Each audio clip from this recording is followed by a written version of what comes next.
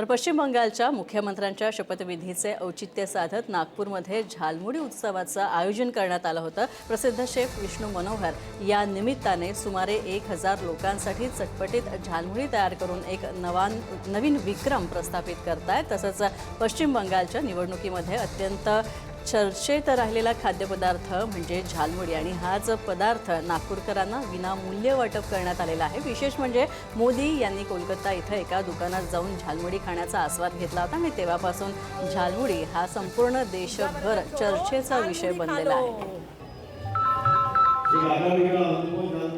मध्ये आज पहिल्यांदा भारतीय जनता पक्षाचा मुख्यमंत्री विराजमान होतोय आणि एकीकडे झालमुडी जे बंगालचं एक वैशिष्ट्यपूर्ण असं खाद्यपदार्थ आहे तो सगळीकडे प्रसिद्ध झालेला आहे आणि तोच झालमुडी जो आहे तो आज आता आपले जे प्रसिद्ध शेफ आहेत विष्णू मनोहर ते देखील इथे तयार करून वितरित करत आहेत। झालमुडी महोत्सव असं त्याला यांनी नाव दिलेलं आहे। विष्णूजी काय सांगाल, झालमुडी तुम्ही साजरा करताय, झालमुडी महोत्सव साजरा करताय, दिवसभर चालणारा महोत्सव आहे आणि झालमुडी म्हणजे जवळपास 13-14 प्रकारचं मिश्रण आहे। याच्यामध्ये प्रोटीन्स, विटामिन्स, आयर्न, कॅल्शियम हे सगळे प्रकार आपल्याला मिळतात, फायबर याच्यातून मिळतं।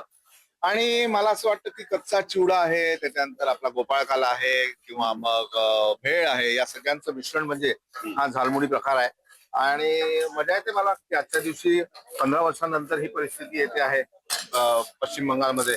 आणि काय काय काय काय टाकलं यात तुम्ही? यामध्ये मी मुर्री म्हणजे ही खास कलकत्ताहून आलेला मुरमुरा आहे, त्याच्यानंतर तुमचा भुजिया शेव आहे, चनाचोर आहे, त्यानंतर तुमचं फरसाण आहे, त्याशिवाय हा स्पेशल झालमुडी मसाला आहे, त्यानंतर हिरवे वाटाणे आहेत, तळले कांदे आहे, टोमॅटो आहे, बटाटे आहे, छोले आहेत, देशी चणा आहे, दाणे आहेत भिजवलेले, त्यानंतर जुनं लोणचं आहे, हिरवी मिरची, कोथिंबीर, कैरी, कांदा, एवढे सगळे पदार्थ खाद्यपदार्थ आहे, मात्र यावेळेस याला राजकारणाची किनार मिळालेली आहे। राजकारणाची किनार त्यांनी दिलेली आहे, पण मला बेसिकली तिथे बीजेपी सरकार आला आणि जो काय जाच होता हिंदूंवर तो जातोय यासाठी म्हणून आनंद आहे। तो आनंद मी इथे दिसून येतो। मी पण थोडस टेस्ट करून तुम्हाला बघतोय सत्ता देतो ना सर। हा बस बस बस। आणि त्याच्याबरोबर हा पहा, हा बंगालचा रसगुल्ला सुद्धा आहे, हा तुम्हाला देतो मी।